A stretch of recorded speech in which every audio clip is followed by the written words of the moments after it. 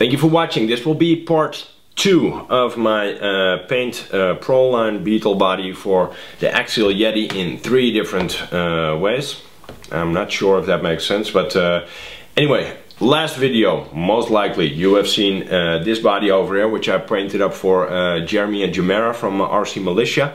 The second body that I'm going to paint is not for me either. This body is actually for my friend Matthew Cat, who owns the SBG. The SBG, that's like the super ghetto term for the Scale Builders Guild. I'm also painting up a body for his Axial Yeti XL. Please do not ask me if I accept any orders for paint, because I do not.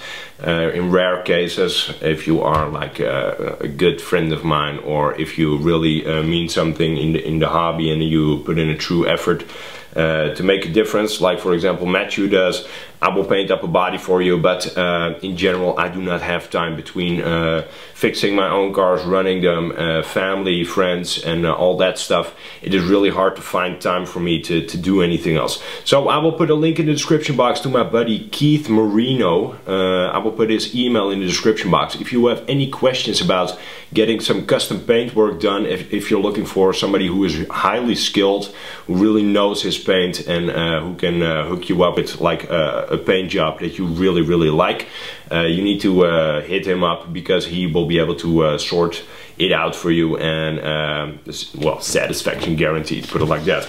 Anyway, the car that I'm painting for is the Axial Yeti and the Axial Yeti XL. I'm not one of those people who hangs banners in the background, so there you had it. And then afterwards you will see me paint up this very last shell, which will be for myself. Right now we're gonna focus on this body. Let me put this out of the way a tiny bit. I'm going to focus on this body over here. What I put on here, you will see that in a close-up, is a classic Martini paint scheme, like you would see them in on the old Porsche 911s back in the 70s. Insert a picture. Hold on, I will move like this. I will insert a picture right here of the car that I'm actually mimicking on a Beetle shell. The Beetles and the Porsche 911s have some very similar lines going on. They're designed by the same person, I believe. Correct me if I'm wrong on that. There's a comment box below in which you can insult me if you would like to do that. There's a ton of ways to do these Martini paint schemes. There's a lot of simple ways, which you would find on replicated 911s, and there's a lot of more complicated ways, which you would find on the original. Me being me, I of course went for the complicated way, and that is also why in this case I'm going to start out with a dark blue rather than a black. It's just so I can peel out my masking a tiny bit easier than I would be able to if I would start off with the black. I hope that makes any sense. If not, there's a rewind button. You can listen to that sentence again, because I'm pretty sure that it was grammatically sound. Not only am I going to paint up this Beetle body, I'm going to paint up the Yeti XL body for Matthew at the exact same time.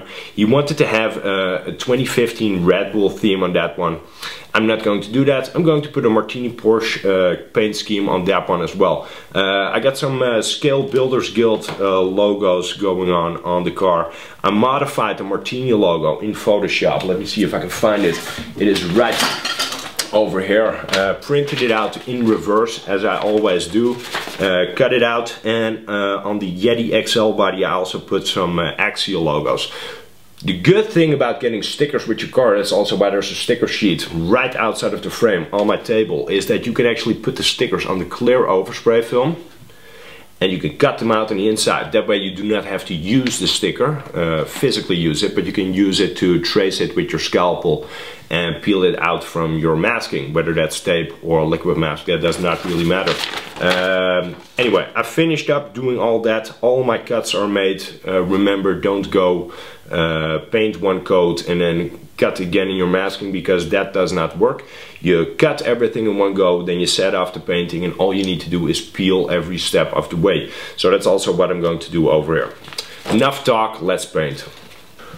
First coat is on, second coat is peeled. The second coat is going to be black. I will briefly explain why I put the first coat as a dark blue this time around. It is because in a Martini paint scheme you have all these really thin, intricate lines.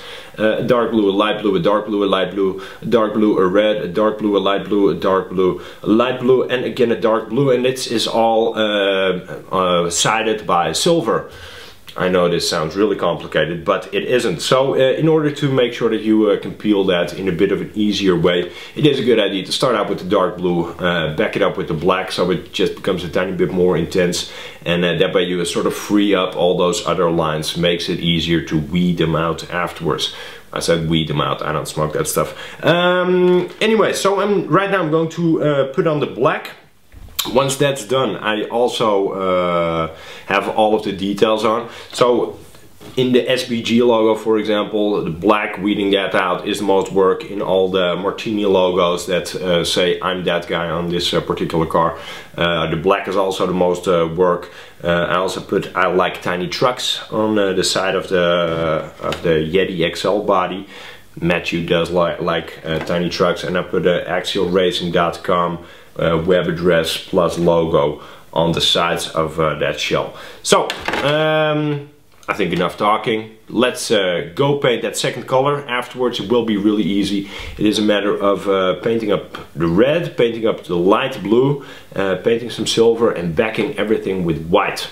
So this is really not a complicated paint scheme, it's just a lot of cut work, and you really need to make sure that you make all those cuts, especially with those intricate lines that are going on over the sides.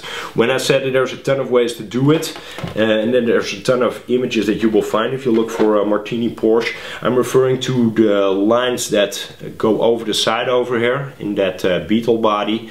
If you look at cheap, newer replicas, replicated paint schemes, you will see that there's only 3 lines going on, while there's actually 5 lines going on the top and the bottom of that red line that surrounds the Martini logo. I know this sounds a bit weird perhaps, but once the car is completed and once this paint scheme is completed, you will see exactly what I mean. I will point it out again even. If you take a really close look at the Scale Builders Guild logo, you will see that there is a star hidden in the red and in the blue of those of the top and the bottom of the logo.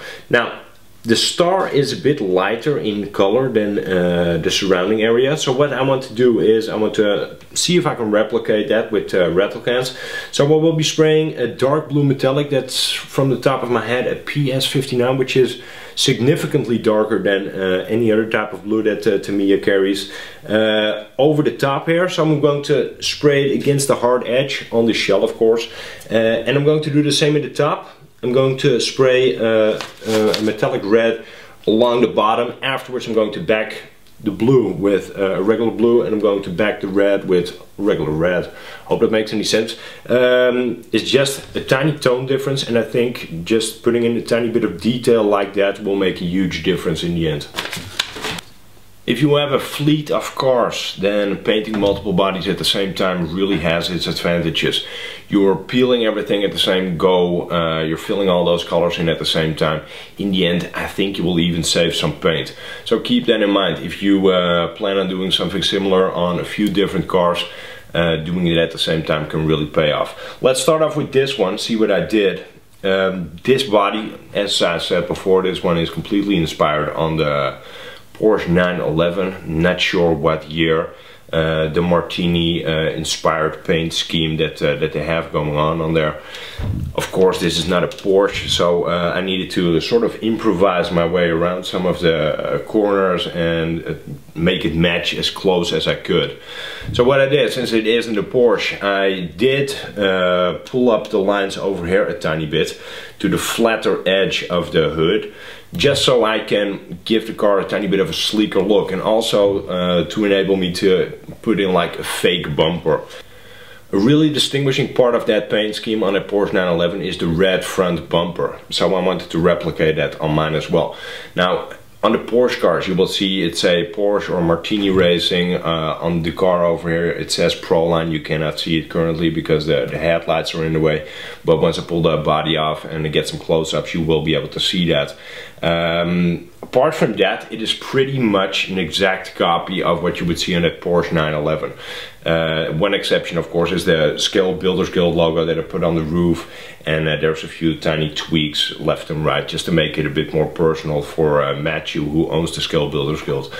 Scale Builders Guild, by the way, is for me one of the best forums. It's a really nice encyclopedia of information for all your scale needs. So make sure to check it out if you're wondering about how to build with styrene, how to paint, how to prep. If you want to see some of the coolest builds that are out there, go visit that page, become a member, introduce yourself, and go have fun. I will put a link in the description box. The body that you see over here is the Proline Beetle body for the Axial Yeti. Do not forget, if you are on the Proline Racing website, and whether you're ordering accessories, wheels, tires, bodies, or entire kits, use the HemiStorm 10 discount code. I will also mark that in the link in the description box to get an instant 10% discount on all your purchases. I thought it might be helpful. Let's move on to the bigger version, the Yeti XL that you see over here. I did not manage to replicate everything that you see in the Porsche 911, mostly because those lines do not work with all these separate body panels. The Yeti XL Body is a really easy body to paint because it consists of all these separate panels. You will be able to lay it out completely flat, and I don't know, maybe even go into a tiny bit more detail when you're putting on a design. That's also what I did. I used some of the Axial stickers supplied with the body. Just put those on the overspray film on the outside, cut my masking on the inside, peeled the sticker off again on the outside, just so I do not have to use the stickers. But I do have that particular item that I found interesting in the sticker sheet on the shell eventually. I hope that makes sense. Especially with the super detailed stuff, make sure that you plan that ahead and that you put that as one of the first steps in your design. For example, the Axial Racing, the website, the web address, that part was really intricate, and I'm really happy that I put that as one of the first colors to paint, because otherwise I dare say it would be impossible. The further you come into your paint scheme, the more difficult it becomes to peel your masking, and that's regardless if you're working with tape or with liquid mask. Painting with rattle cans does have its disadvantages, and the paint being really thick at some point and it being really difficult to peel it off is one of them, unfortunately. I think these cars turned out quite okay. If you want to see them in more detail, I'm pretty sure that Matthew will put up a few more pictures on the Scale Builders Guild, so go and have a look over there. Anyway, next week, next video, I'm not sure if it's going to be next week. Next video you will see me painting up a shell that is right outside of the frame. It's the third Beetle body that I will be painting up. You will also see all three versions right next to each other. This one, of course, a bit vintage looking. Then I have the RC Militia body, which is a tiny bit more modern. Not quite sure what I'm going to put on my own shell, but well, you will find that out in the next video. Hope you enjoyed this video. If you did, don't forget to hit the like button. If you have any questions, leave them in the box below. If you want to be ahead of what I'm doing over here, go check out my Instagram and my Facebook, links in the description box. And if you have not subscribed yet, please do. Thank you so much for watching, and I hope to catch you around. Bye bye.